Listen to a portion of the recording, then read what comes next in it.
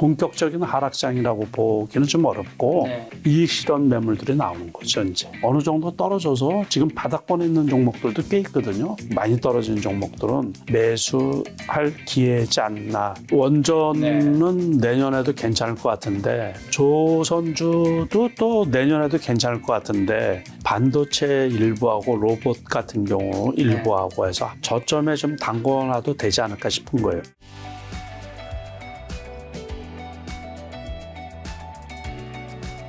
자, 회장님 이제 11월에 또 매달 뵙는 오늘 이제 11월 25일인데 지금 최근 오늘 뭐 미국 기술주 훈풍으로 코스피가 오늘 장 마감했는데 코스피가 3,900선 회복을 하려다가 3,857. 어쨌든 미국 증시 굉장히 좀 좋았더라고요. 지금 이제 이게 앞으로 이런 조정세 어쨌든 4천 붕괴한 이유랑 앞으로 이제 제대로 좀 반등을 할 수 있을지 어떻게 보시나요? 우리가 그 코스피 기준으로 요 차트가 있지만은 정고점이 이제 4,226포인트란 말이에요. 맞습니다. 요거를 넘어가려면 우리가 이제 올해 같은 경우는 아시다시피 이게 너무 급격하게 올라왔잖아요. 그러니까 뭐 지수만 하더라도 거의 2,000포인트 가까이 저점 대비해서 1,900포인트 이상 이렇게 올라왔는데 그런 예가 없었다 그랬잖아요. 그래서 너무 급격하게 올라온 거에 대한 그 기간 조정하고 가격 조정이 조금 이루어지지 않을까 싶은 거예요. 그래서 내년 최소한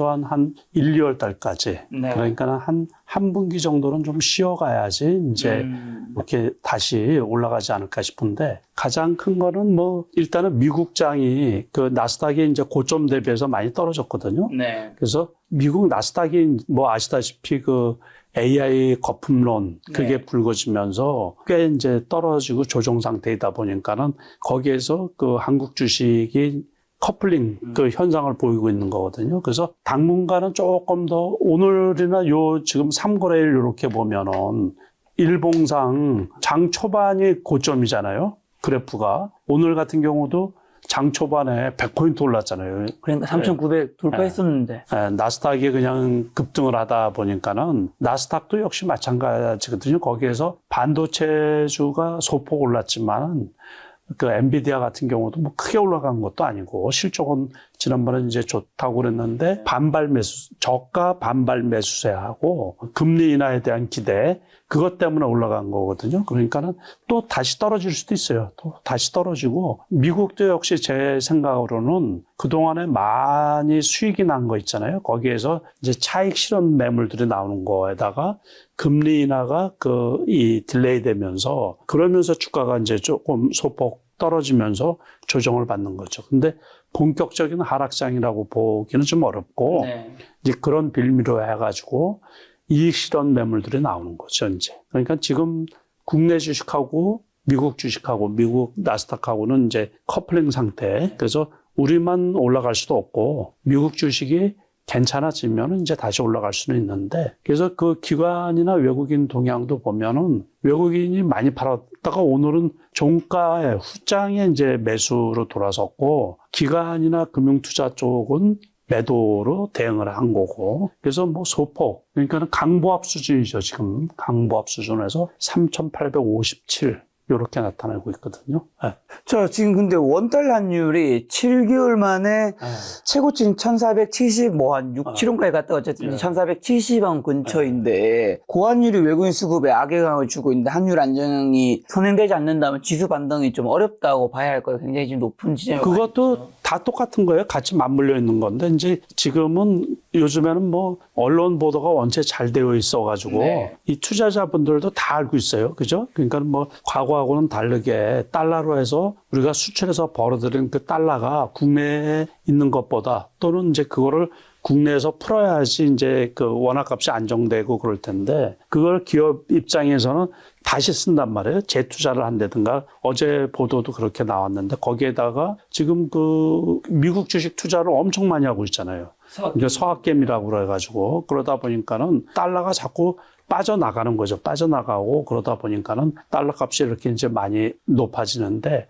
저는 그게 그냥 지금 1,400원대가 고착화되지 않을까 그런 거예요. 이제 그 우려가 어떤 거로 나타나냐면 뭐 수입 물가가 높을 수밖에 없잖아요. 그러다 보니까는 전반적으로 물가가 높은 거죠. 그러면 다시 또 소비가 위축이 되는 거고. 그래서 여러 가지로 이제 경제적으로 보면 어려움에 처해져 있는 상태죠. 그러니까. 네. 또 11월 들어서 반대매매 규모가 월간 2천억 원을 넘어서 연중 네. 최고치를 기록했는데 이런 B2 신용융자가 내간이 되고 있는데 변동성 장세에서 개인 투자자분들 뭐 리스크 관리 좀 어떻게 해야 될까요? 우리가 이제 주식 투자를 뭐 저만 해도 상당히 오래 해왔잖아요. 그러니까는 모든 현상이 항상 똑같이 나타나요. 똑같이 나타나는 것 중에 하나가 주가가 안 올랐을 때 말고 올라왔을 때 있잖아요. 올라왔을 때 너도나도 한 달 전부터 벌써 이제 우리가 4,000포인트 막 넘고 그러니까는 올해 주식해서 돈 번 사람들이 많이 나왔잖아요. 그러다 보니까 인증샷도 막 나오고 이런데 채널 나와서 돈 번 거 자랑도 하는 사람도 맞아요. 많이 생기고 네. 그게 이제 단기 상투의 그 조짐이거든요. 그러다 보니까 개인들은 또 예적금 했던 거 또 해약해가지고서 주식이 엄청 많이 들어왔거든요. 주식시장에. 그러면서 이제 그 신용을 또 많이 쓴단 말이에요. 그래서 그러다 보니까 고점에서 이 벌써 그 하이닉스만 하더라도 20% 이상 떨어졌거든요. 64만 원이 고점인데 지금 52만 원대니까 하이닉스 한번 그래프 볼까요? 이게 하이닉스 그래프 보면은 여기가 그 장중에 64만 원인데 지금 오늘이 51만 9천 원인가? 많이 떨어졌네요. 네, 많이 떨어졌잖아요. 그러니까 오늘도 종가가 저가네, 종가가. 아까 엄청 많이 올랐다가 시초가가 이러다가 그러니까 장이 전체적으로 이제 조정장이라는 얘기죠. 그러니까는 벌써 여기서부터 신용이 안 되든가 그랬을 거예요. 이게 투자 주의가 붙으면서. 그러니까는 이제 뭐 아무튼 차입해서 혹시 매수하신 분들이나 이런 분들은 손해가 클 수밖에 없죠. 그러니까는. 그래서 그러다 보니까 이제 반대 매매가 나가고 그래서 그 개인 투자분들이 그러니까 그런 그 징후들이 있잖아요. 그러니까 한때는 그 며칠 전만 해도 개인 투자자 그 투자금이 5천억씩 들어왔대요. 증권시장에. 그러다 보니까는 이제 그게 단기 과열의 징후들이 여러 가지가 있거든요. 우리가 2020년 코로나 해에 많이 그랬잖아요. 네. 2021년 6월 9일인가가 단기 그때 고점이었었는데 코스피가 3,300포인트. 그러다가 지금은 근데 그때하고 좀 차이가 있는 게 일단은 이제 이 올라간 종목들, 그 반도체 같은 경우 이런 쪽도 실적이 수반이 되거든요. 실적이. 그러다 보니까는 많이는 안 떨어질 것 같고 이제 어느 정도 떨어져서 지금 바닥권에 있는 종목들도 꽤 있거든요.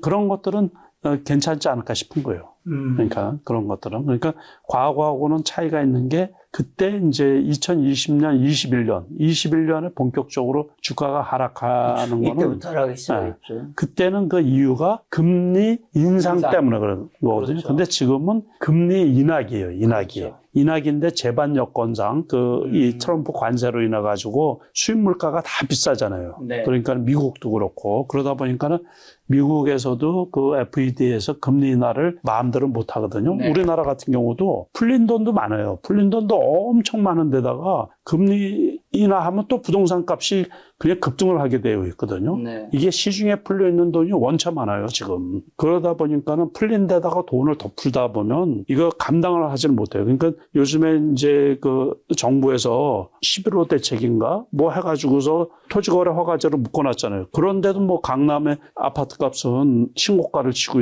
있고 그러니까는 시중에 지금도 돈이 많아요. 그러니까 원체 과거에 풀어놓은 돈이 거기에다가 이제 정부에서 이 확장 재정 정책을 피는 거거든요. 그러다 보니까 뭐 앞으로도 돈이 풀릴 일이 더 많죠, 그냥. 금리 인하를 안 하더라도. 그러다 보니까는 주가가 지금은 떨어져도 많이 떨어지지는 않고 이제 단지 단기간에 많이 올라는 데다가 이익 실현 매물하고 시기적으로 지금 4분기 끝이잖아요. 그러니까는 이익 실현을 확정 짓고 싶어 하는 쪽이 많이 있거든요.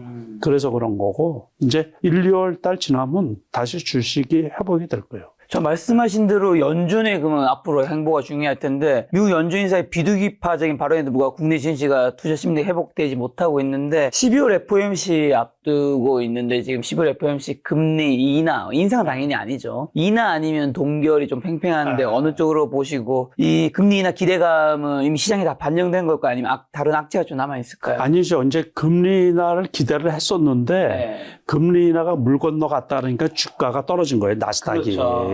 그래서 여기에서 동결을 하더라도 또 다음에는 이제 인하할 가능성이 높잖아요. 그러다 보니까는 미국도 많이 떨어지지는 않는다니. 그러니까는 거기에 이제 떨어지면서 그래도 꽤 고점 대비해서 많이 떨어졌죠. 나스닥이 24,000포인트 근처까지 갔었거든요. 23,800포인트까지 갔다가 지금 2,200포인트까지 떨어졌다가 오늘 이제 400포인트 정도 올라갔는데 나스닥 그래프 한번 볼까요? 나스닥. 이게 24,000포인트까지 갔거든요. 장중에 네. 어쨌든. 그러다가 이제 여기까지 떨어졌는데 22,000포인트.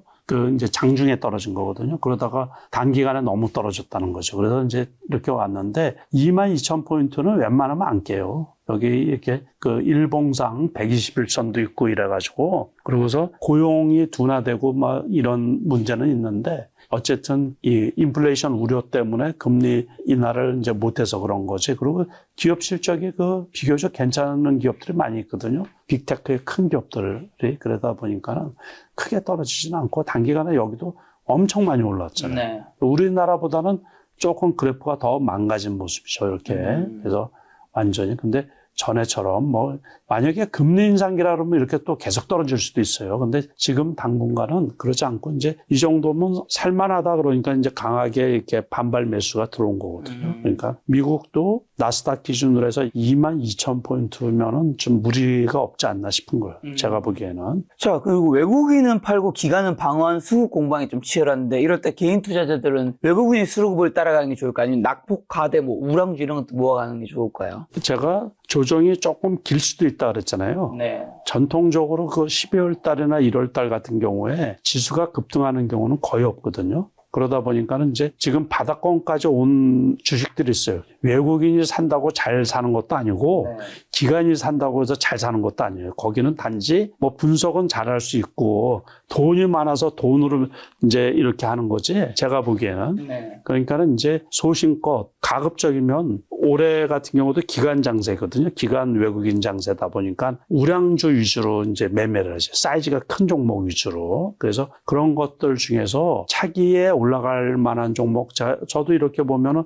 꽤 많이 있어요. 이게 차기라는 것은 이제 내년에 만약에 지수가 올라간다고 하면 올라갈 수 있는 쪽이 이제 반도체 같은 거 있죠. 네. 그래서 일부 종목은 지금 60일선까지 떨어져 있는 종목들이 있거든요. 그런 종목들은 좀 웬만큼 매수해도 괜찮지 않을까 싶어요. 그러니까 유리기판 같은 경우가 2027년에 이제 본격화 된다 그러면 지금 요번에 많이 올랐다가 많이 떨어진 종목들이 있어요. 그러니까 그런 종목들, 기관이 선호하는 종목들, 개인이 선호하는 종목 말고 기관이 주로 선호하는 종목들, 그런 종목으로 해서 어느 정도 매수하고 관찰하는 것도 괜찮지 않은가 싶어요. 근데 제가 조정 기간이 조금 길 수 있다 그랬잖아요. 네. 그러다 보니까 한꺼번에 다 매수하지 말고 바닥권이라고 하더라도 떨어질 때는 추가 하락할 수가 있거든요. 네. 그러다 보니까는 이제 이런 것 저런 것 살펴서 로봇주도 괜찮고 로봇주나 이제 반도체 같은 경우 이런 경우는 많이 떨어진 종목들은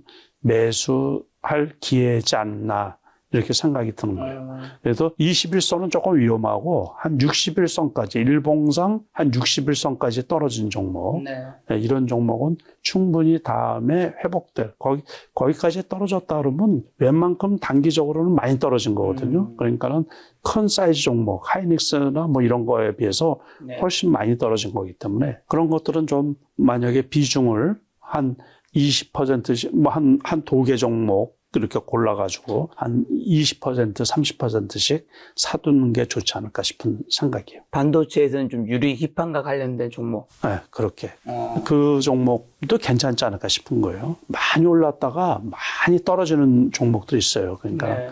인쇄 회로기판 관련이라든가 PCB라 그러죠, 우리가. 그쪽도 어쨌든 반도체 쪽이니까 다 같이 그런 쪽도 괜찮지 않을까 싶어요. 거기에다가 어쨌든 그 로봇 관련주들도 단기간에 이슈가 있어서 많이 올라간 것들 많이 있거든요. 네. 그런 것들 중에서 바닥까지 떨어지는 종목들, 121선, 61선까지 떨어진 종목들은 휴머노이드 로봇, AI 네. 이제 피지컬 로봇 뭐 이런 것들은 앞으로도 계속해서 이렇게 시장이 확대되고 이렇게 팽창하는 거라고 보는데 반도체도 역시 마찬가지고 그러다 보니까는 특히 이제 로봇 관련 주식들은 실적이 좋은 기업들이 별로 없거든요. 이 설비 투자도 많이 들어가고 막 이러기 때문에 그러다 보니까는 그 이슈로 인해서 많이 올라갔다가 요즘엔 그 많이 떨어지는 종목도 있어요. 그런 것들은 선별적으로 어느 정도 이렇게 매수에 들어가도 괜찮지 않을까 싶은 거예요. 대장주라고 할 수 있는 로봇주는 레인보우 로보틱스도 이것도 많이 떨어졌네요. 네. 떨어졌다 많이 떨어졌다. 이런 것도 이거 지금 50만 원이라고 해도 37만 원, 40만 원이 안 되니까는 15만 원 떨어졌으면 되게 많이 떨어진 거죠. 네. 그죠? 30% 이상 떨어진 네. 거죠. 그러니까 지금 이런 것들 많이 있어요. 그러니까 30%. 큰 종목이 로봇주도 시총이 클 텐데. 다 마찬가지다. 다 많이 떨어졌어요. 로봇주를 지금 타이밍에 좀 많이 떨어진 것들을 좋게 보시는 이유가 뭐 다른 것들이 있을까요? 앞으로도 뭐 다 아시다시피 로봇 시대인데 뭐 로봇 시대. 그러니까는 우리가 그 요즘에 이제 미국의 나스닥 있잖아요. 네. 거기에서 많이 떨어진 거를 생각을 해볼 필요가 있어요. 거기에서는 최근에 많이 떨어진 게 양자 컴퓨터 관련 주식하고 뉴스케일이라든가 오클로 같이 원전 관련주들이 많이 떨어졌거든요. 네. 그 주식들의 공통이 뭐냐면 미래 실적을 미리 반영이 돼가지고 주가가 급등한 종목들이에요. 이게 그런 것들이 실적이 수반 안 되는 종목들이 막 엄청 많이 떨어진 거예요. 스테이블 코인 관련 주식들도 상장되자마자 또 그때 스테이블 코인 관련 이슈로 인해서 급등을 했는데 엄청 많이 떨어졌거든요. 그런 것처럼 이제 우리 주식들도 그러니까 말씀드린 것처럼 로봇 주식들은 실적이 그렇게 좋은 주식이 별로 없어요. 이제 그런 것들 중에서 이 떨어졌을 때 좋은 게 뭐냐면 1년이 지금 지난 다음에 하반기에 이렇게 떨어지잖아요. 그럴 때는 일찍 싸면 안 되고 바닥권까지 제가 그래서 61선, 121선까지 떨어진 종목들이에요. 근데 이건 아직은 더 떨어져도 무방하거든요. 그러니까 역배열로 해서 그래프가 그럼 더 떨어질 소지가 있어요. 지금도 많이 떨어졌지만. 그러니까 그런 것들을 이렇게 해서 그런 거가 올라갈 때는 그냥 쭉 올라가는 게 아니고 대장주가 올라가야 돼요. 대장주. 네, 대장주라 그러면은 이제 로보틱스나 또 아까 레인보우 로보틱스 같은 거 이런 것들이 이제 올라가야지 그런 것들도 올라갈 수가 있는 거거든요. 그러니까 이런 것들도 조금 더 떨어질 수 있어요. 이렇게. 그럼 로봇주도 사실 이 안에 들어가면 뭐 삼성이 투자한 뭐 LG가 그렇죠, 투자한 그렇죠. 많잖아요. 네. 그 중에 투자할 때 좀 어떤 종목을 좀 더 포커싱을 뭐 특징이라든가 어떤 종목 위주로 좀 담아가야 할지. 이런 거는 그렇고 아까 로보티스 같은 경우는 그 올라간 이유를 살펴봐야 돼. 올라간 이유. 올라간 이유. 그러니까 여기서 이렇게 여기에서 이렇게 행보하다가 이렇게 올라갔을 때 보면 이 검색을 해보면 올라간 이유가 있어요. 이유. 네. 그러면 이제 그거에 맞는 종목. 그래서 다시 말해서 핵심 기술이라든가 뭐 이런 것들 그리고 어떤 거를 만들었는데 그게 상용화 지금 바로 전 단계 또는 이제 작은 기업들 같은 경우는 글로벌 기업에 납품을 한다든가 뭐 그런 이슈들이 있잖아요. 이슈. 네. 그런 뉴스. 이런 거가 하반기에 되면 전반기에 올라갔을 때 올라간 이유를 다 우리가 이렇게 체크를 할 수가 있거든요. 그거를 기억해 놨다가 거기에 맞는 종목들을 네. 매수하는 게 제일 그래도 리스크가 좀 적다 그런 얘기죠. 이것도 어떻게 보면 되풀이 되는 거예요, 되풀이. 과거에 많이 올라갔다가 네. 또 몇 달 쉬었다가 또 쭉 떨어졌다가 다시 이렇게 또 올라갈 수가 있고 이제 지수가 올라가고 네. 그러는 환경 하에서 그러니까 조금 기다려야 되죠. 그러니까 다 사지 말라 그랬어요, 분명히. 이제 어느 정도 사놓고 있다가 그 본격적으로 장이 회복되려고 그러면 네. 몇 달 있어야 된단 말이에요. 지금. 그러니까 지금은 다 사는 시기가 아니에요. 자, 그리고 반도체도 좋게 얘기해줘. 반도체 대장은 뭐니 해도 SK하이닉스와 지금 이제 삼성전자인데 SK하이닉스 주가는 좀 어떻게 보시나요, 앞으로? 좋긴 좋죠. 실적이. 근데 무조건 엔비디아에 달려 있어요. 그러니까 우리가 반도체 빅사이클이라 그러잖아요. 네. 그래서 빅사이클이 원래 지속되려고 그러면 앞으로도 그 내년에 1분기, 2분기까지도 괜찮거든요. 그 요번에 그 엔비디아도 AI 거품론이 나왔지만은 분기 실적이 상당히 좋았잖아요. 기대치보다 높은데 주가가 떨어지는 경우는 매 분기 그랬어요, 지금. 그러니까 작년에도 벌써 엔비디아는 고평가됐다 그랬을 때 그때가 얼마였었냐면 150불 때 그랬어요. 150불 때. 그래가지고 올 4월 9일 날에 80불 때까지 떨어졌단 말이에요. 맞아요. 그러고서 아시다시피 올 2월 달에 그 중국에서 딥시크 개발을 했을 때 주가가 또 폭락을 했었거든요. 그거를 극복하고 요번에 200불까지 왔었거든요. 그러니까는 지금 이게 일시적인 그 노이즈인지 그래서 우리가 여기에서 하이닉스를 평가할 게 아니고 지금 뭐라 그랬어요? 미국 주식하고의 커플링이라 그랬잖아요. 네. 그러니까 엔비디아가 다시 살아나서 올라가면 같이 올라가는 거고 이게 실적이 좋다고 하더라도 그러니까 주가는 있잖아요. 떨어질 때도 예측할 필요가 없고 네. 하락할 때도 예측할 필요가 없어요. 왜 그러냐면 올라갈 때는 오버슈팅을 하고 네. 떨어질 때는 언더슈팅을 한단 말이에요. 그 공포 때문에. 그러니까는 제일 이 바보 같은 게 주식을 예측을 하는 거예요. 예측하기가 어려우니까는 대응하고 유연함이 네. 필요한 거거든요. 그래서 그냥 지금 떨어지는구나. 그러면 더 떨어질 수도 있고 여기가 마지막일 수도 있고 그러거든요. 그러니까 네. 그거를 이렇게 바로미터로 삼을 때는 나스닥의 엔비디아를 보라 그런 얘기죠. 네. 그럼 엔비디아는 주가는 아직 버블이 아니라고 보시는 것 같네요. 엔비디아, 결국 AI는 아직 버블이 비싸지만 버블이 아직 터질 정도는 아니다. 요즘에 너무 팽팽하잖아요. 엔비디아 실적 발표되고 지난주부터 이번 주까지 사실 저는 되게 어지러운 게 실적 발표됐더니 역시 아직 버블이 아니다. 그 다음날 누구였죠? 마이클 버리죠. 마이클 버리가 빅테크 AI 투자 현대판 분식 회계를 비판하면서 버블이구나 하면서 떨어졌다가 또 오늘은 구글에서 이제 발표됐던 게 제미나이 3.0 공개되면서 AI 거품론 이제 잠재우면서 굉장히 또 주가가 구글 굉장히 많이 오르고 다른 종목들도 많이 오른 종목들이 있었는데 이게 굉장히 팽팽하단 말이죠. 그거 어떻게 봐야 될까요? 그냥 봐요. 그냥 질문하기 어렵죠. 네. 지금 왜 그러냐면 우리가 네. 나 역시 마찬가지예요. 소위 말해서 미국의 전문가라는 사람들이 마이크론 테크놀로지 있잖아요. 네. 그거 고평가됐다 80불도 고평가됐다고 그랬거든요. 제가 마이크론 테크놀로지를 60불 때부터 했어요. 60불, 50불일 때부터. 그러고서 80불에 사가지고 또 애를 많이 먹었거든요. 네. 그런데 그게 200불이 넘었잖아요.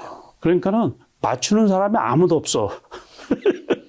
그래서 저도 반성을 많이 해요. 반성을. 네. 저도 역시 거기에서 저거 100불일 때 다 팔았더니만은 아니 그러고서 또 지난번에도 또 100불 밑으로 떨어졌잖아요. 네. 근데 그게 디램 값이 올라가고 그랬잖아요. 요번에. 그러면서 또 HBM도 납품을 하고 그러다 보니까 200불이 넘는 거예요. 200불. 그러니까는 전문가가 어디 있어요. 전문가가. 저부터 마찬가지예요. 그래서 늘 조심스럽거든요. 그러니까는 시세는 시장한테 물어보는 거고 우리가 그냥 경험칙상으로 너무 많이 올라가면 좀 위험하고 너무 고점에서 하면 항상 위험한 거예요. 상품 가격이.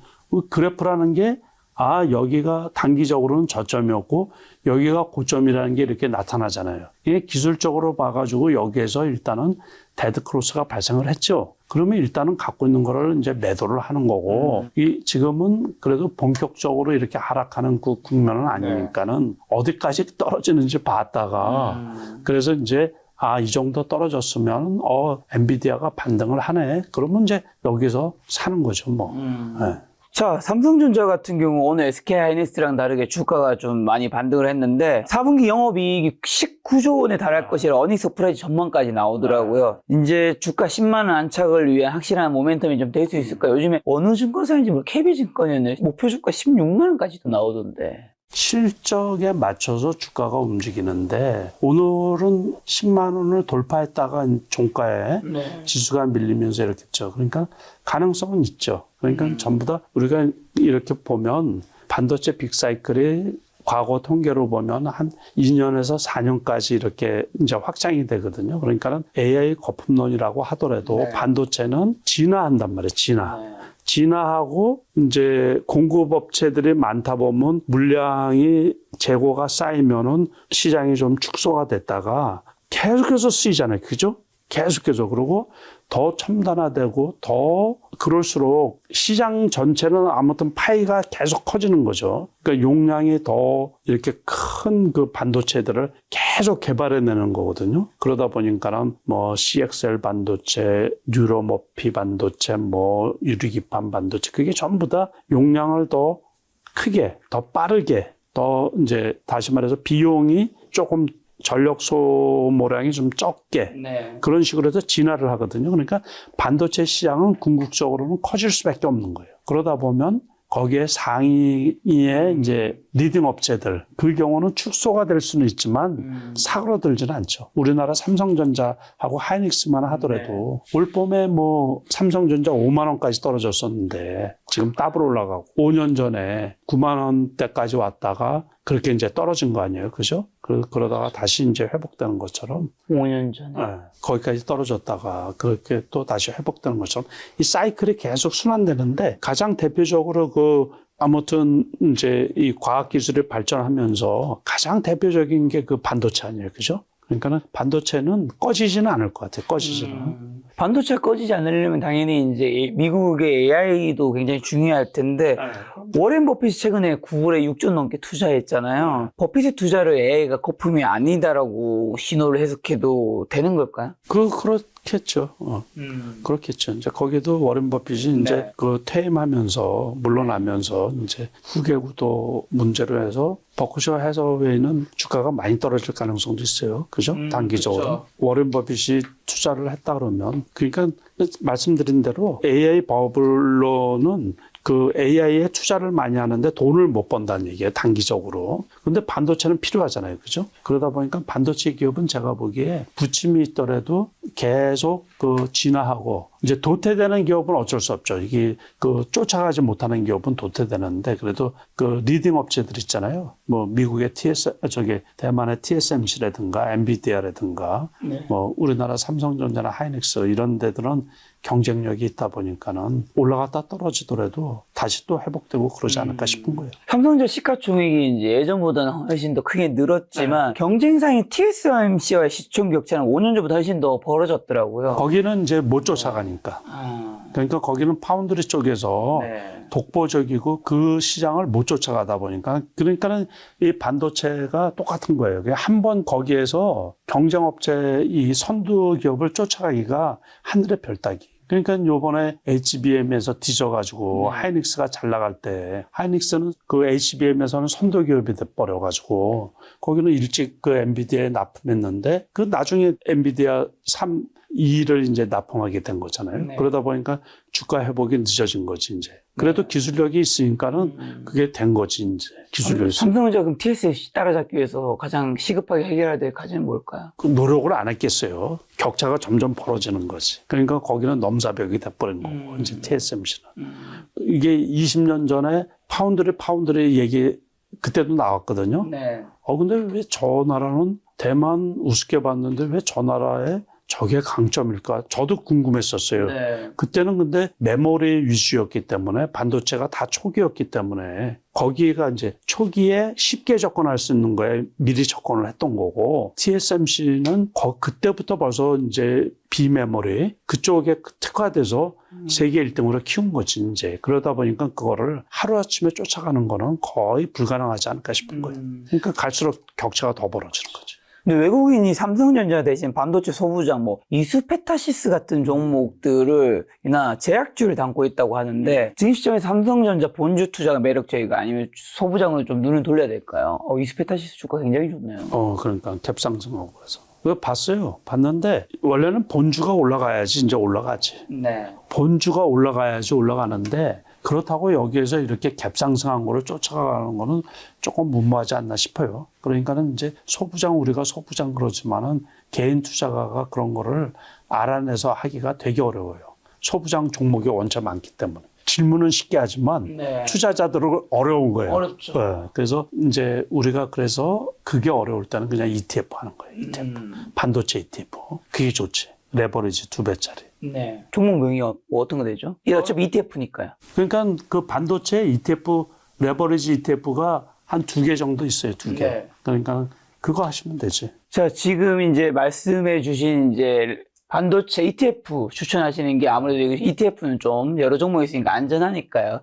코덱스 반도체 레버리지 ETF 말씀해 주셨는데 이게 이제 구성 종목은 SK하이닉스라든가 뭐 삼성전자, 한미반도체, DB하이텍, 니노공업, 테크인, 이옥테크식스, HPSP 있는데 반도체 레버리지 ETF 요걸 추천하신 이유가 뭐 특별히 있을까요? 그 말씀하신 대로 개인 투자자들이 일일이 하나 어떤 소부장이라고 해도 뭐가 좋은 줄 모르잖아요. 그리고 또 뭐가 갈지도 모르거든. 그러니까는 저렇게 그냥 ETF 하는 게 또 네. 레버리지잖아. 그러니까는 2배짜리기 때문에 이제 떨어지면 이제 많이 떨어지는 거죠. 여기서처럼. 근데 요것도 그래프를 이렇게 보시고서 그래도 이제 저점이다 보니까는 네. 이 정도는 조금 어느 정도 괜찮지 않을까 싶은 거예요.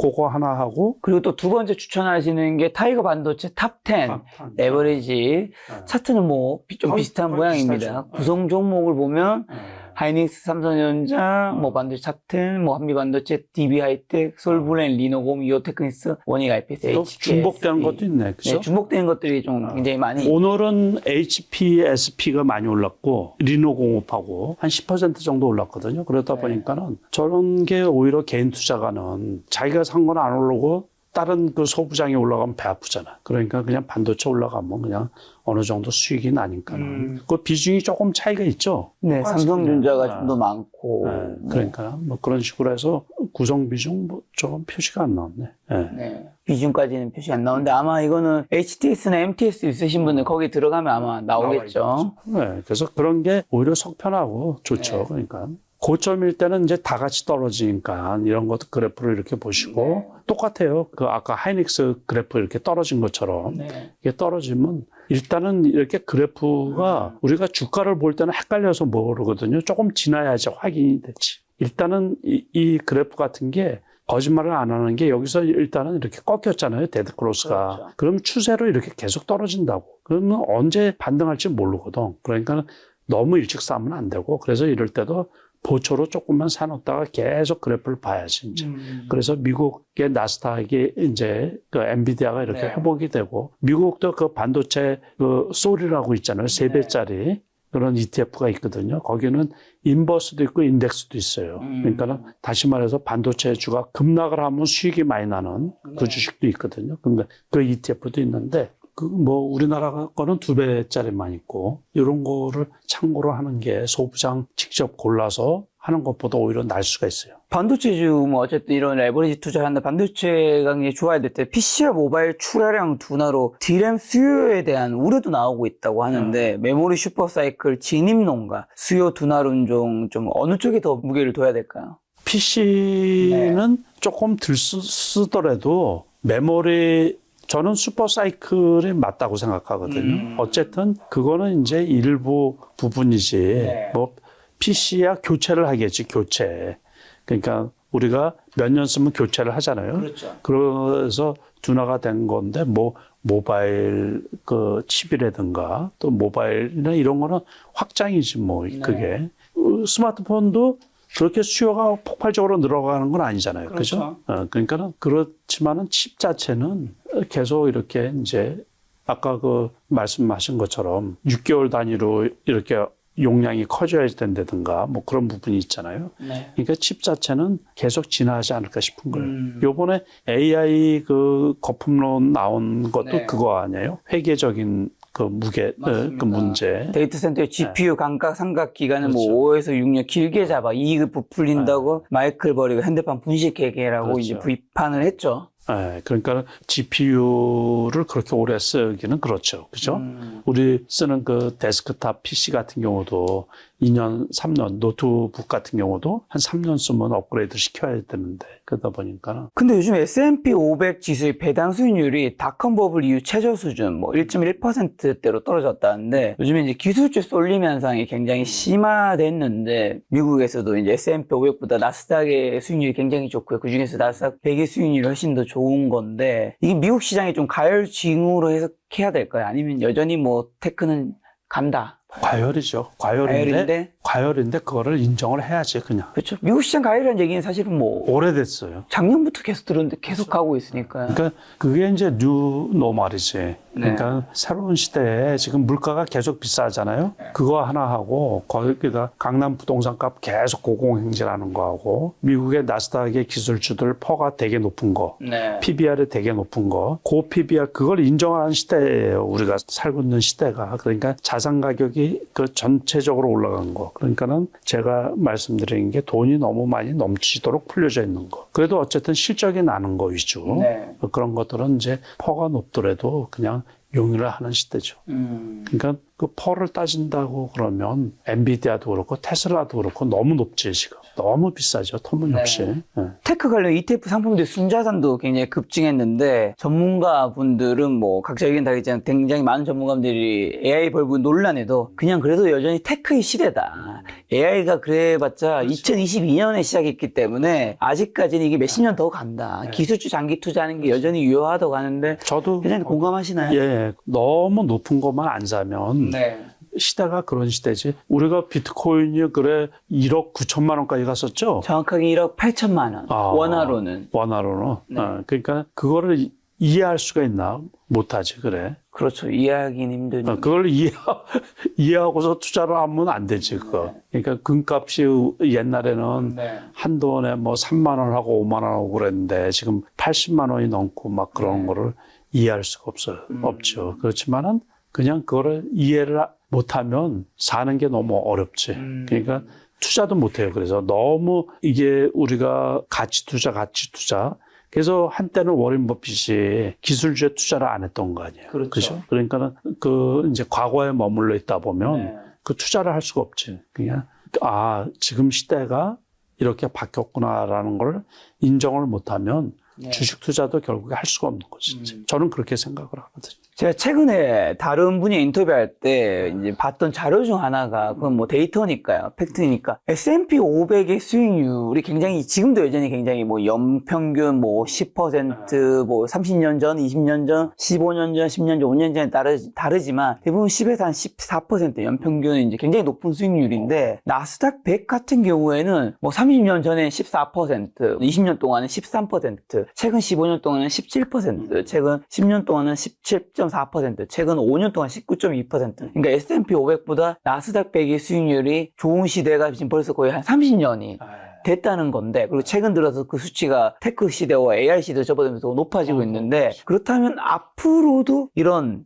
뭔가 이 과거 데이터 그래서 그렇다고 해서 앞으로도 영원히 똑같은 건 아니지만 그분이 해주신 말씀이 이게 지금 AI 시대가 다시 예전에 뭐 농업 시대로 갈 수 없는 거 아니냐. 그렇죠. 못 돌아간다. 그렇죠. 그렇기 때문에 이제는 예전에 가치주 투자를 하신 분이 돈을 버는 시대가 있는 건 너무 당연했고 그 시대에 최고의 투자 잘했던 분이 워렌 버핏이지만 그 데이터에 따르면 워렌 버핏도 지금 전체 투자 수익률은 실제 데이터상으로 나스닥 100보다 못하다고 나오더라고요. 왜냐하면 기술주 투자를 애플과 구글 외에는 거의 대부분 하지 않으니까 지금 테크 주 시대가 어쨌든 30년 동안 지난 나스닥 100이 굉장히 많은 돈을 벌었고 최근 5년 동안은 뭐 19% 매년 연평균 상승이었는데 이거는 이제 시대가 바뀌었기 때문에 앞으로도 좀 어느 정도 큰 흐름은 계속된다고 봐야 되는 거예요. 그렇죠. 그러니까는 이제 우리가 나스닥 100 얘기를 했잖아요. 그러니까 나스닥 100은 그 나스닥에 상장되어 있는 기업 중에서 100개만 이렇게 하는데 그게 뛰어난 기업들 아니에요. 그렇죠. 그러니까 시총이 제일 그게 큰 것들. 계속해서 이렇게 바뀌잖아요. 바뀌죠. 그러니까는 그 뛰어난 기업들은 계속해서 높은 성과를 내는 거지. 그렇죠. 그러니까는 그런 예시를 들더라고요. 우리가 중고등학교 때 우수반이 있지 않냐. 우수반은 계속 교체되지 않냐. 거기 계속 공부 잘하는 친구들이 있는데. 계속 좋은 성과가 나올 수밖에 없죠. 그럼 당연히 지금 AI 시대, 테크 시대 누가 맞아요. 수익을 내겠냐. 그러니까는 우리가 이제 AI 거품론이라고 그러지만은 거기에 투자하는 기업들은 돈을 못 벌지. 그러고서 도태되는 기업들도 있죠. 그렇지만 성공해서 그 많은 스타트 기업 중에서 엔비디아, 테슬라가 대표적으로 성공한 기업들 아니에요. 그렇죠. 그런 것처럼 앞으로도 그런 기업은 계속해서 나온다는 얘기지. 그러다 보니까는 그쪽에 맞춰서 투자하는 게 맞는 거지. 네. 그렇다면 이제 예를 들면 여기 지금 차트에 이건 나스닥 종합인데 2014년부터 2025년까지 이제 있는데 이거를 좀 더 핵심적으로 투자하는 게 나스닥 100이 있잖아요.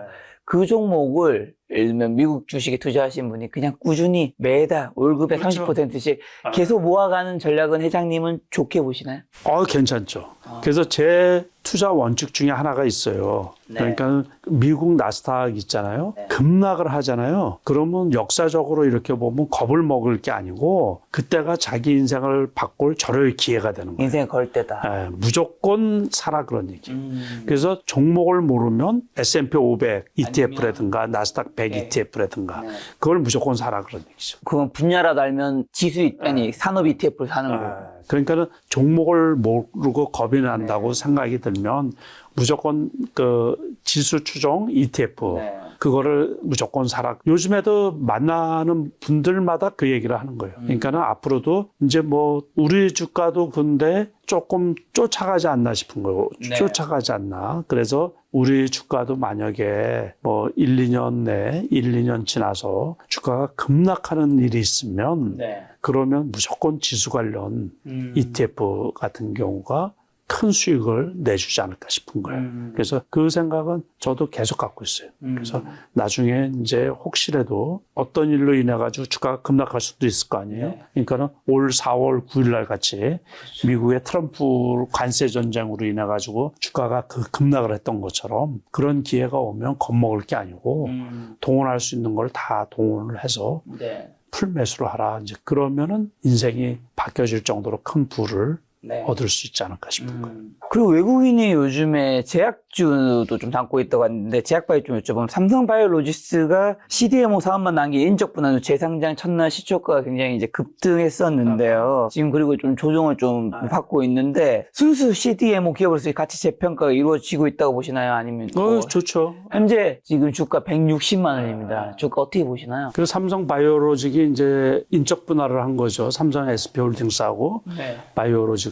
그러니까는 만약에 비율이 제가 정확하게는 모르겠는데 몇 대 몇으로 이게 분할이 됐는지. 그러니까 저쪽 거는 이제 가격이 급등해서 네. 나오고 이쪽 거는 이제 급락을 하면서 이렇게 나오는데 이게 평균 가격이 될 거예요. 아마 평균 가격 이상이든가 그러면 평균 우리가 저런 거 인적 분할을 할 때 기업을 이렇게 주식을 받아서 이제 버리는 거는 빨리 버려버리고 본질 가치가 이제 괜찮은 거는 이제 홀딩을 하고 그런 전략을 쓰는데 오늘은 두 개가 다 떨어졌어요. 근데 두 종목이 다. 그래서 이거는 23포인트 떨어졌고 삼성 SP 홀딩스는 23포인트 떨어졌고 삼성 바이오로직도 크게 떨어졌죠. 아마 9%인가 10% 떨어진 것 네, 같은데 9.6% 떨어졌습니다. 그러니까 많이 급락을 했는데 이제 이거는 요번에 KB증권인가 해서 200만 원을 목표가로 이렇게 설정을 해놨거든요. 그러다 보니까는 이제 단기적으로 어떻게 보면 많이 올라서 그런 거지 괜찮지 않을까 싶은 거예요. 그래서 조정을 좀 받다가 그러다 보면 원래 거래량도 별로 없고 그런 종목인데 괜찮지 않을까 싶은 거예요. 독보적으로 영업이익도 엄청 많이 나고 그래가지고 괜찮지 않을까 싶어요. 최근에 조정장 속에서도 외국인 투자자들이 셀트리온이나 SK바이오팜, 제약바이오 대형주 좀 매수하고 있는데 금리 인하 시기에 바이오 섹터가 반도체의 대안이 될 수 있을까요? 셀트리온. 이제 지수를 대체하지는 못하고 네. 요번에도 그 바이오주가 11월 달 들어가지고 이제 지수가 조정을 보이면서 네. 일부 바이오주들, 셀트리온 말고 이제 일부 바이오주들이 급등을 했거든요. 그래서 이제 가장 대표적으로 많이 올랐던 게 그 비만 치료제 관련 주식들 네. 있죠. 그쪽에서 많이 올랐어요. 그래서 심지어 뭐 상당히 많이 올라간 종목들도 있고 거의 100% 이상 저점 대비해서 그렇게 올라간 종목들도 있고 그러는데 이 바이오주는 절대적으로 그 개별성이 심해요. 그러니까 바이오주라고 해서 다 같이 올라가는 건 아니고 검증이 된 그 바이오주들 있죠. 알테오젠이라든가 리가켄 바이오라든가 이런 것들이 많이 올랐어요. 이번에. 그러니까 이런 것들이 여기에 있다가 이제 많이 올랐고 그래서 무조건 그 외국인이 산다고 그 쫓아 살 필요는 없어요. 절대로. 셀트리온 좋다는 소리는 1년 전에 벌써 했던 얘기거든요. 근데 아직 1년 전 가격이 회복이 안 됐어요. 그러니까 외국인이 산다고 무조건 살 필요 절대로 없어요. 이거는 이 알테오젠 같은 경우는 40만 원 초반에 사면 괜찮다고 그때 여러 차례 말씀을 했거든요. 그리고 50만 원 후반은 제가 가격이 높다고 이렇게 봤던 거라. 그렇고 리가켄 바이오 같은 경우도 14만 원대 사면 좋다 그랬는데 17만 원까지 올라갔거든요. 18만 원까지 올라갔는데 지금은 제가 보기에는 조금 비싸 보여. 여기서 좋다 그랬는데. 그래서 이제 이렇게 검증된 거 있죠? 그거 해서 가격들이 이렇게 정해져 있어요. 네. 그런데 3임상 앞두고는 뭐 실패하는 경우도 많이 있고, 유효성이 입증되는 이 데이터를 못 받은 기업들은 그 바이오 중에서 급락하는 경우도 많이 있거든요. 그러니까 선별해서 잘 봐서 젠백스 같은 경우가 요번에 급락을 했어요. 그러니까 그래서 이거는 여기까지 갔던 게 요번에 그 유의미한 결과를 못 얻어서 개파락을 했던 거거든요. 이렇게. 그래서 바이오주라고 다 같이 추천을 하면 안 되고 선별해서 잘 봐서 검증이 된 기업들 네. 그런 것들만 이제 매수를 하도록 하고 요번에 대박을 친 종목이 있었죠. ABL 바이오. 19만 원까지 갔다가 이것도 단기적으로 지금 19만 원 여기까지 갔다가 지금 조금 떨어져야 되지 않나 싶거든요. 그러니까 여기에서 원래 8만 원일 때부터 여기서부터 얘기를 했던 종목입니다. 알고 있었던 종목인데 네. 조금 떨어졌다가 그냥 10만 원에 조금 높게 봤거든요. 그랬더니만 여기에서 대박이 터져가지고 상한가가 추가 갔는데 조금 떨어져야죠. 그리고 AI 거품론과 중국의 한일령 반사익 기대로 화장품, 뭐 식품 등 필수 소비재 주가가 좀 강세인데 이걸 뭐 일시적인 피난처로 봐야 될까요? 주도 섹터 이동을 보면 안 된다는 거고요. 일시적이에요. 그 화장품은 지난해 5월 달에 한번 반짝여서 전체적으로 올라갔거든요. 네. 한 달 정도 올라가다가 계속 떨어진 거예요. 그래서 네, 이거는 절대로 주도주가 안 돼요. 그러니까는 되게 어려워요. 화장품 관련 주식이 연속성이 없어요. 연속성. 그러니까는 참 조심해야 돼요. 아주 유명한 그 화장품주 하나. APR이요? 아니요, 그거 말고 이런 주식이야. 이게 이렇게까지 올라가다가 미끄러져가지고 이렇게. 그러니까는 이것도 그렇고 에이블 CNC 같은 경우도 여기에서 좋았잖아요. 그런데 한번 꺾이면서는 뭐 전저점까지 그냥 가는 거예요. 이렇게. 그래서 전체적으로 화장품 주식이 투자하기가 되게 어렵더라고요. 이것도 그렇고 이제 제가 차트로 한번 보여드릴게요. 그러니까 에이블 CNC 같은 경우도 이렇게 이제 보면 올라갈 때 이렇게 좋았잖아요. 거기다가 한번 꺾인 다음부터는 전저점까지 와요. 이렇게 한번 꺾이면. 이것도 그렇고 그 다음에 이 YG 플러스도 원래 화장품 주거든요. YG에서 하는 거. 이 경우도 보면 이거 뭐 어떻게 감당이 돼요? 이거는 한번 그러니까는 막 이런 데서 사가지고 못 팔면 이거는 뭐 어떻게 설명할 수가 없어요. 이 실리콘투도 역시 마찬가지고. 이게 올라갈 때는 이렇게 좋은데 한번 오름세가 꺾이잖아요. 그러면 이렇게 갔는데 이게 작년 5월 달에도 한 달 반짝이고 6개월 동안 떨어지고 그랬어요. 그래서 이 화장품주는 지금 말씀하신데 제가 설명이 너무 길었네. 그러니까 이게 하지만 중장기 투자하기가 되게 어려워요. APR. 하지만 APR은 있잖아요. 이거는 이제 예외적으로 그 많은 주식들 중에서 그 화장품들 중에서 맞아요. 화장품이 그중에 일부 종목은 갈 수 있지만 주도주가 되는 거는 어렵다. 아주 그러니까는 일부 달마 글로벌인가? 그거 한번 쳐보세요. 이거는 같이 비싼 고가권인데 저거하고는 또 모양새가 완전히 다르잖아요. 그러니까는 두 개를 만약에 같이 샀으면 또이또이가 아니라 마이너스겠죠. 그죠? 그래서 이 화장품주는 투자하실 때 상당히 그게 아마 트렌드가 너무 자주 바뀐다든가 또는 소비자가 원하는 게 금방금방 달라져서 그렇지 않을까. 그런 생각이 들거든요. 그렇다면 올해 이제 를 뜨겁게 달군 거는 뭐니 해도 반도체도 있고 AI도 있지만 우리나라에서는 조방원전이잖아요. 조방원전 이 중에서 내년에도 좋게 보시는 섹터가 혹시나 남아있나요? 조선, 방산, 원전, 전력기기죠. 원전은 내년에도 괜찮을 것 같은데 원전주는 뭐 두산 에너빌리티밖에 없고 제일 크죠. 두산 에너빌리티밖에 없고 조선주도 또 내년에도 괜찮을 것 같은데 그 마스가 있잖아요. 그 지난번에 이제 그 한미 무역 협상도 타결이 되고 그래서 그것도 괜찮을 것 같은데 지수는 많이 떨어지고 있어요. 종목별로. 그래서 투자하기가 많이 떨어지면 또 괜찮지 않을까 싶어요. 그러니까 HD 현대를 볼까요? 이거는 조금 이제 이것도 그렇고 뭐 하나오션도 그렇고 뭐 다 마찬가지죠. 이거는 더 많이 떨어졌네, 그죠? 뭐 삼성중공.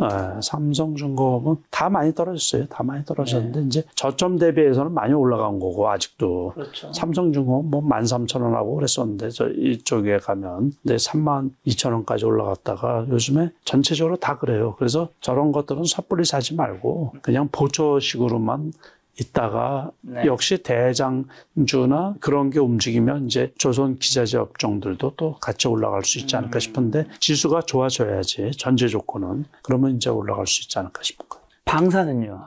방사는 요번에 우크라이나 그 종전 그 얘기가 나오면서 급락세를 보이고 있거든요. 그러니까 이것들도 원체 좋은데 그때 한번 떨어졌을 때가 이제 종전 얘기가 있었던 거고 그런데 흐지부지 되면서 다시 이제 올라갔던 거거든요. 그러더니만은 요번에는 구체적으로 날짜까지 27일까지 협상안에 뭐 하라고 압박을 강하게 놓다 보니까는 단기적인 이슈가 다 사라진 거죠, 지금. 그러다 보니까는 물건은 뭐 방사포나 뭐 이런 거 큰 거 그런 게 체결이 된다고 하더라도 일단은 오름세가 꺾이면 돌리기가 쉽지 않지 않을까 싶은 거예요, 지금. 그동안은 너무 많이 올랐기 때문에 어디까지 떨어질지는 또 모르죠, 이게. 지금 하락으로 전환을 한 거기 때문에 110만 원까지 올라갔는데 앞으로 좀 어떻게 보시나요? 저는 사실 이제 유튜브에서 재테크 콘텐츠를 만들다 보니까 제가 이때 하나에어스페이스가 한 100만 원 요때 한 10월 때부터 좀 비싸다는 느낌이 받은 이유 중에 하나가 이제 저는 뭐 유튜브 하다가 그다음에 주식 투자하면서 느낀 것 중에 하나 예를 들면 실적이 오른다고 주가가 오르는 거는 아니잖아요. 실적이 오르는 거를 보고 사람들이 사기 때문에 주가가 오르는 거잖아요. 그리고 뉴스도 좋은 뉴스 때문에 오르는 게 아니라 좋은 뉴스를 보고 사는 사람이 있으니까 오르는 건데 올해가 사실 주가가 굉장히 많이 올랐는데 굉장히 많이 오를 때 사실은 유튜브상에도 방산 콘텐츠가 진짜 많아졌거든요. 전쟁과 관련된 그다음에 뭐 한국과 북한의 전쟁, 뭐 대만 전쟁, 러시아 우크라이나 전쟁 조회수가 굉장히 많아지면서 그 게스트 분들도 많은 채널에 나오고 있는데 한 이때 10월쯤 되니까 9월 10월부터는 유튜브 상에서도 이제 방산 관련된 조회수가 크게 잘 나오지 않더라고요. 사람들이 이제 피로감도 있는 거고 플러스로 전 다른 분이 해주신 말인데 굉장히 와닿는 게 어쨌든 방산주 주가가 오른 게 세계적으로 올해 전쟁이 굉장히 많았고 러우 전쟁 이후로인데 그렇다면 앞으로 전쟁이 지금보다 많아지겠냐? 지금보다 그러면 줄어들겠냐 했을 때는 후자가 좀 더 확률이 높지 않겠냐. 그런 생각 의견들이 있던데 좀 공감하시나요, 회장님? 그러니까는 어쨌든 그동안에 너무 많이 올랐으면 좀 쉬어야지, 이제. 그리고서 미래에 그 수익 나는 거를 땡겨서 주가가 올라간 부분도 있죠. 20만 원도 안 됐던 주식이 거기 그 크다란 게 그래서 110만 원 정도까지 올랐으니까. 20만 원도 안 됐었죠. 그러니까는 뭐 너무 많이 올랐죠. 그러니까는 쉬는 게 당연한 거고. 그런데 많이 떨어지다 보면 또 다시 이제 자리를 잡아서 또 올라갈 수 있지 않을까 싶은 거죠. 야, 근데 궁금한 게 이렇게 차트에 보면 거래량이잖아요, 밑에. 어떻게 이 저점에 이렇게 거래량이 많이 터졌을까요? 그때는 이게 이제 모르지, 이제. 그때 저점일 때인데 단기적으로는 이게 고점일 수도 있는 거지. 그렇죠. 그러니까 단기적으로 여기에서 봤을 때는 고점이었던 거고 여기도 단기적으로는 고점이었던 거예요. 그러니까는 여기서 사가지고 손해보고서 있다가 여기에 올 때 팔았다니까. 본격적으로 올라갈 때는 정작 없었고 인적 분할을 27만 원일 때 했거든요. 그런데 그 다음에 계속해서 올라간 거지. 자, 그러면 조선, 방산, 원전 다 좀 내년에 쉽지 않다는 얘기 해주신 것 같은데 전력기기는요? 전력기기의 대장주는 뭐 대표적 세 군데가 있죠? 효성중공업하고 이제 HD 현대일렉트릭. HD 현대일렉트릭. 다 똑같아요. 이거 주가 떨어지면서 같이 떨어져. 주가가 없겠네. 하나 더 있지 않나요? 그 다음에 LS 일렉트릭. LS 일렉트릭. 다 똑같아요. 그 그래프가. 한 회사 그래프 보는 거하고 똑같을 거 지금. 그죠? 그러니까요. 이게 조금 덜 떨어졌네. 아까 그거. 전력기기도 이제 좀 꺾였다고 봐야 될까요? 이제 요거는 전력 인프라 관련 AI. 데이터 센터. 버블론 뭐 고게 나오면서 조금 꺾인 거예요. 지수가 꺾이면서. 근데 괜찮지 않을까 싶은 거야. 아무튼 앞으로도 전력은 계속 좀 필요하고 설비 같은 거는 좀 오래됐다 보니까는 일부 종목 많이 떨어진 것들이 있거든요. 그런 것들은 이제 가격권이 그 무방하지 않나 이제 생각이 들어요. 그러니까 역시 그 대형주들이 올라가야지 그것들도 올라갈 수 있는데 일부 종목들은 좀 괜찮은 것들도 이솝이에요. 이렇게 보면. 자, 이제 그럼 이제 마지막에 좀 정리하는 질문 몇 가지만 드리면, 증시 변동성이 커지면서 요즘에 리츠 ETF로 자금도 몰리고 있다고 하더라고요. 시세 차익보다는 안정적인 배당을 노리는 방어적 투자. 현 시점에서 좀 어떻게 보시나요? 괜찮죠. 12월 결산 법인들 기준으로 연말 그 배당 처리됐으니까는 그것도 괜찮죠. 그것도 지수가 지금 이제 어느 정도 조정을 받고서 상승의 박스권 하단까지 온 거로 저도 생각을 하거든요. 그래서 지수가 많이 떨어지지 않는다 그랬잖아요. 그러니까는 이참에 여기에서는 배당주 투자를 해도 무방하지 않나 싶은 거예요. 그러니까 전체적으로 지수가 이제 많이 떨어졌을 때, 근데 저는 뭐 리츠 같은 거는 별로 안 좋아하고. 회장님은 하지 않으시죠? 네, 그래서 이제 주식 중에서 배당을 좀 많이 주는 주식들, 이런 것들의 가격이 떨어져 있을 때 배당을 받으면 괜찮죠. 주가가 나중에 회복될 수도 있고 그러니까는. 네. 자, 지금 사실 이제 AI 버블 논란도 여전히 있고요. 환율도 1,470원 근처 고환율이고, 여러 가지 이제 뭐 미국 빅테크 주식들의 실적에 대한 발표도 뭐 여러 가지 변수들이 많은데, 지금은 현금 비중을 좀 늘려야 할 때일까요? 지금 베팅해야 될 때, 코스피 지금 3,800 중후반인 이 시점에. 제가 아까도 말씀드린 것처럼 반도체 일부하고 로봇 같은 경우 일부하고 해서 한 20%씩은 그 만약에 100을 갖고 있다 그러면 저점에 좀 담궈놔도 되지 않을까 싶은 거예요. 그러고서 한 60%는 현금을 갖고 있다가 조금 기다렸다가 좋은 종목이 나오면 투자하는 것도 괜찮지 않을까 싶은 거예요. 그리고 그 반도체 투자할 때 종목을 잘 모르겠으면 코덱스 반도체 레버리지라든가 타이거 반도체 탑10 레버리지 이런 거는 종목 하나만 돼 있는 게 아니니까. 그래서 별로 부담이 없지 않나 이제 싶은 거예요. 근데 회장님 올해 나오셔서 제가 항상 뭐 주도 섹터나 유망 섹터 어디 투자해야 되나 물어보면, 예전에는 살 게 없어. 요즘 뭐 사야 될지 잘 모르겠어. 어렵다. 이렇게 멘트 해주셨는데, 이번 달에는 왜 반도체와 로봇은 조금 더 이전보다는 좀 강하게 해주신 느낌이 있어요. 그거는 이제 전체적으로 지금 이렇게 하락하는 게 완전히 그 하락으로 이렇게 가는 건 아니고, 아까 말씀드린 것처럼 내년장이 그래도 지금보다는 좀 올라갈 것 같으니까 지금 지수보다는 본격적으로 하락장으로 이렇게 전환하는 거는 반도체 빅사이클이 끝난다든가 엔비디아 실적이 둔화된다든가 그러면 이제 본격적으로 하락장으로 갈 것 같은데 아직은 그런 거로 이제 안 보이거든요. 그러니까는 이참에 이제 그 재료가 노출된 종목들이 많이 있잖아요. 그러다 보면 좋은 종목들인데 앞으로 돈을 벌고 주가가 회복이 되면 올라갈 종목들은 어느 정도 조금 갖고 있는 것도 괜찮지 않을까 싶은 거예요. 그러니까 하락장이고 변동성이 매우 큰 장이거든요. 그럴 때는 투자하는데 되게 조심해야 되는데 그렇다고 아주 비관적으로 볼 필요는 없지 않나 싶은 거예요. 자, 마지막 지금처럼 변동성이 굉장히 큰 롤러코스터 같은 시장에서 개인 투자자분들 어떤 포지션을 좀 취해야 되고, 마지막으로 저희 시청자분들 11월에 투자 좋은 한마디만 주고 가신다면요. 그러니까 지금 말씀하신 것처럼 변동성이 크기 때문에 개별 종목들 그 가격이 높은 종목들 있잖아요. 뭐 15%, 20%씩 올라간 종목들은 추격 매수하는 게 되게 어렵거든요. 그러니까 그런 종목들은 좀 조심하시고, 그러니까 만약에 그 변동성이 있더라도 밑에 가격이 떨어졌을 때 매수해서 갖고 있다가 올라가면 이제 매도하는 전략, 이런 전략이 좀 유효하지 않나 싶으니까 이제 본격적인 또 겨울도 시작되고 그러니까 그동안에 이제 수익이 많이 나신 분들은 올해 쉬어간다고 생각을 하시고 조금 이렇게 신규 진입하는 걸 좀 늦추는 게 좋지 않나 싶은 거예요. 근데 회장님은 주로 개별 종목 투자를 많이 하시는데, 이게 개별 종목 투자를 한다는 건 어쨌든 이 사고 팔고를 하는 거잖아요. 근데 일반 개인분들이 이 개별 종목에서 사고 팔고를 잘할 수 있을지, 플러스로 예를 들면 엔비디아만 해도 굉장히 많이 올라서 너무 쉬워 보이지만 주가의 조정이 폭이 굉장히 크단 말이죠. 그죠. 그걸 버티기가 힘들잖아요, 사실. 어렵죠. 차라리 일반인 분들은 회장님이 아무리 알려주셔도 못 되는 영역들이 있잖아요. 각자 안 되는 영역이 있는 거니까 차라리 뭐 나스닥 100이나 S&P 500이 지수라든가 아니면 말씀하신 반도체나 그런 AI 관련된 섹터 ETF를 그냥 꾸준히 그냥 조정장이라도 그런 건 좀 버틸 수가 있으니까 사모아 가는 게 현실적으로는 더 낫지 않을까라는 생각도 저는 요즘에 드는데 어떻게 보시나요? 왜냐하면 비중이라는 게 굉장히 중요한데 우리가 일반 투자자분들은 이 채널을 이제 보시는 분들도 대부분 그렇죠. 일반 분들이 많잖아요. 그런 분들은 일단은 투자 금액이 항상 제한적이거든요. 그렇죠. 그러니까 저만 해도 작은 돈으로 시작을 했기 때문에 이걸 가지고 현실적으로 주식해서 돈 많이 번 분들도 있죠. 가끔 있는데 현실적으로는 되게 어려워요. 그럴 때 이제 항상 그 주식 투자는 돈을 벌려고 하지만은 네. 자기가 할 수 있는 장하고 안 되는 장이 있거든요.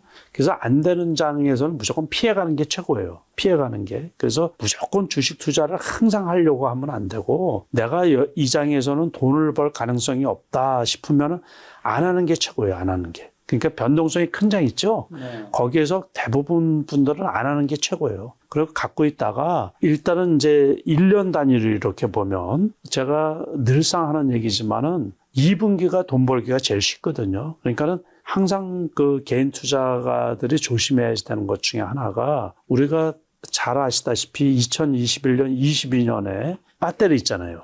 네. 2차 전지 관련주에 그 매몰돼 가지고 그때 매수해 가지고 지금까지 고생하시는 분들은 엄청 많이 있거든요. 그러니까 그 쏠림 현상을 피해야 돼요. 쏠림 현상. 아까 말씀을 잘해 주셨는데 하나 에어로스페이스 같은 경우도 110만 원 뭐 이럴 네. 때 높게 생각을 하셨잖아요. 네. 그러니까 바닥에서 올라온 거를 봐야 되거든요. 네. 이게 너무 과하다 싶고 주변 환경 월봉으로 보면 네.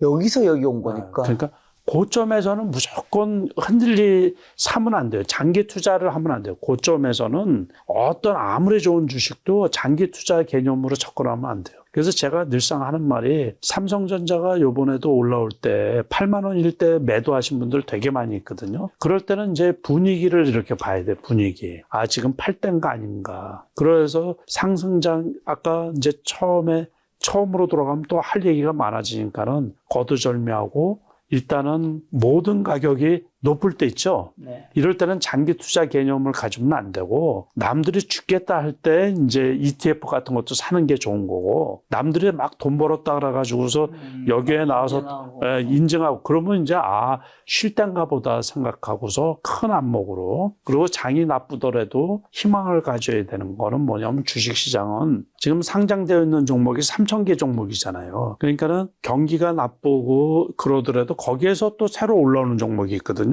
그러니까 저는 항상 투자할 때 예를 들어서 삼성전자를 만약에 5만 원에 샀다고 가정을 하면 10만 원이 되든 11만 원이 되든 그건 중요한 게 아니고 5만 원에서 9만 원 넘어가면 일단은 먹을 만큼 먹은 거예요. 그럼 목표가가 11만 원이면 어때요? 10만 원이면 어떠고 그러면 이제 거기서 팔아물고 그 돈 가지고 다시 이제 그 5만 원에서 10만 원 갈 종목을 찾는 게 제일 좋은 거죠. 그렇게 하면 이제 리스크가 작은 때 투자를 하는 거죠. 리스크가 작을 때. 그리고 리스크가 클 때는 조심해서 하는 거고 이제.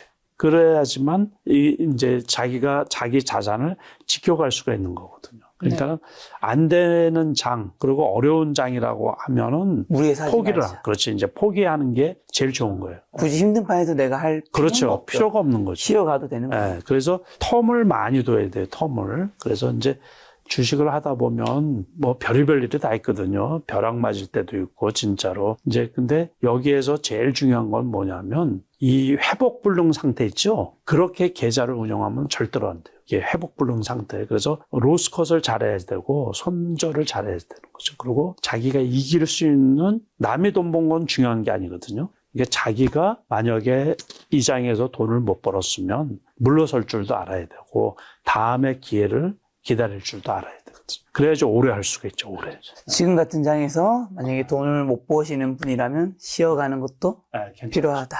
그 기다리고 있으면 좋은 장이 오거든요. 좋은 종목도 오고. 그래서 그 종목이 무조건 이 3월 달 뭐 이럴 때는 또 새로운 종목이 나와요. 우상향하는 종목. 공부 많이 하시고 그래프 많이 보시고 그러면 굳이 그냥 막 이렇게 꺾인 종목 있잖아요. 꺾인 종목 가지고서 고생할 필요가 없거든요.